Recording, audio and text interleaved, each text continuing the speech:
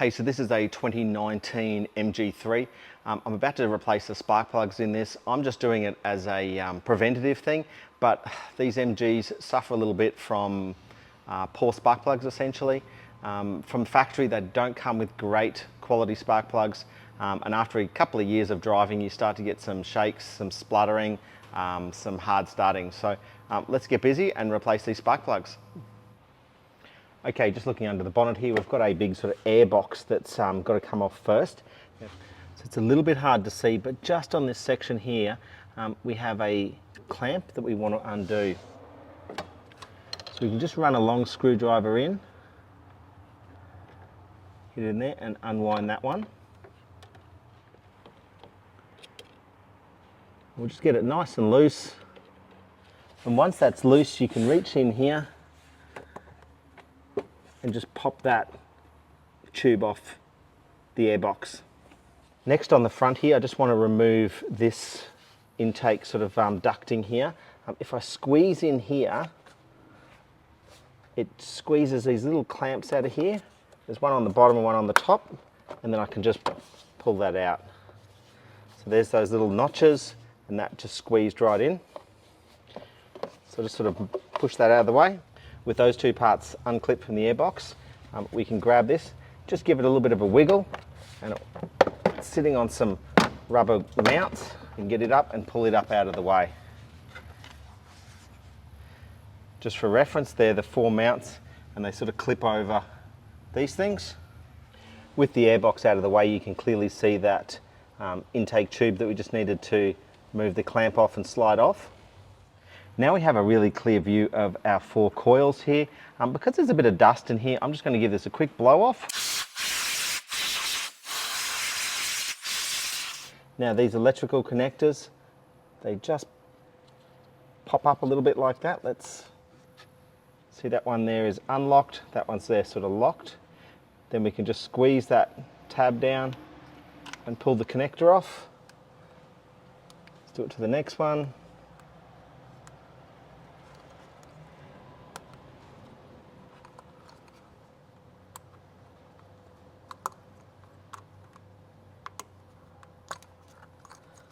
That's all of those clear. There's an 8mm bolt on all of the coils.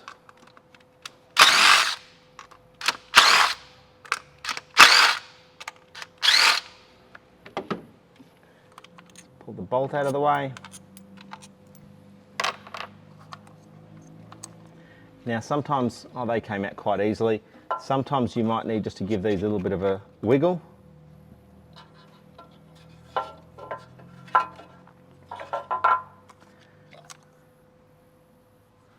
Let me put them in a safer spot.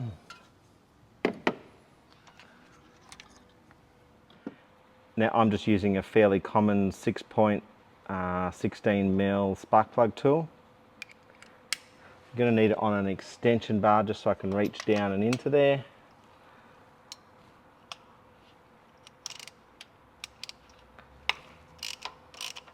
Just cracking them all loose first.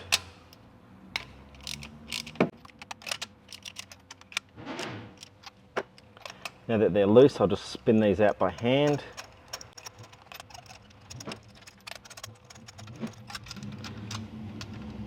Hopefully my audio is not too messed up by all the boys and their noisy cars.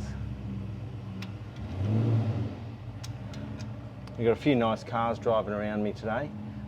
There's actually a car show next door, so it's a bit noisy, but it's a good noise. Sometimes these spark plug sockets have a nice little rubber section in there and it grips your plug. If not,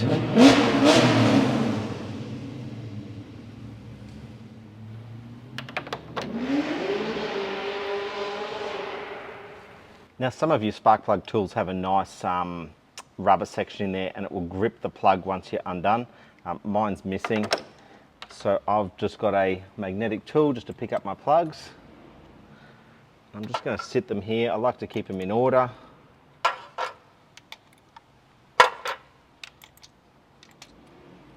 Now just having a little look, these actually look quite new. I'd feel almost comfortable to put these back in, but I do have some new ones which are the platinum plugs. These look like they're like a standard sort of V groove. So we'll just put them aside and we'll chuck some new ones in.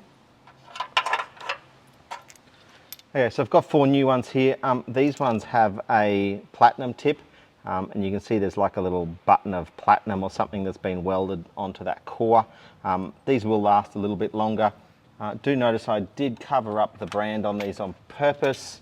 I just don't want to start one of those arguments. You choose the spark plugs you want to choose. Let me just run these back in.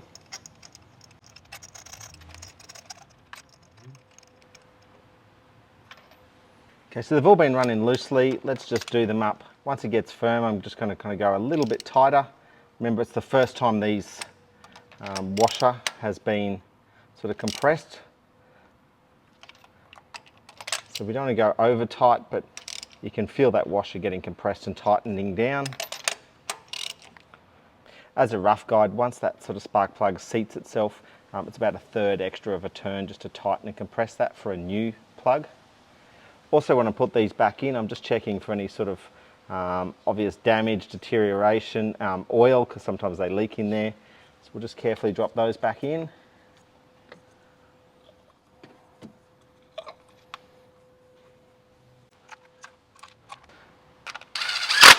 Zip these down.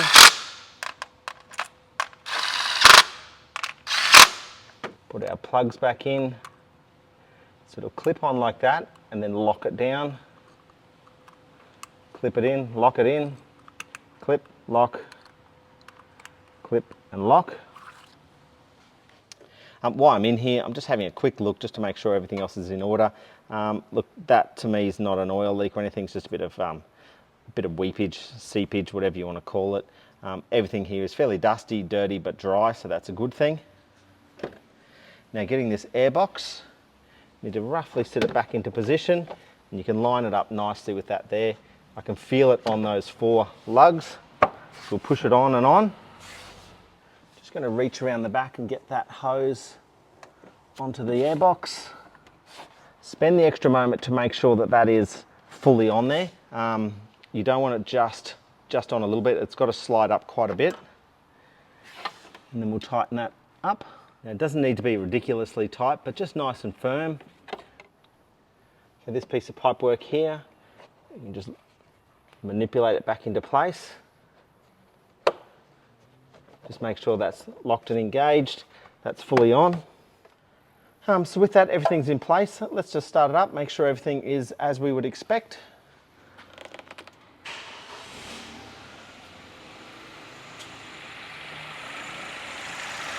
Okay, cold startup, nice and smooth idle. I'll give it a little rev or two, but look, that's exactly what we expected it to be.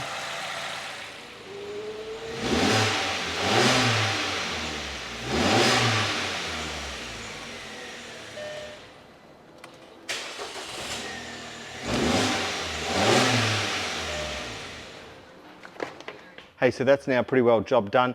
If you've got any comments, questions, concerns, write them down below.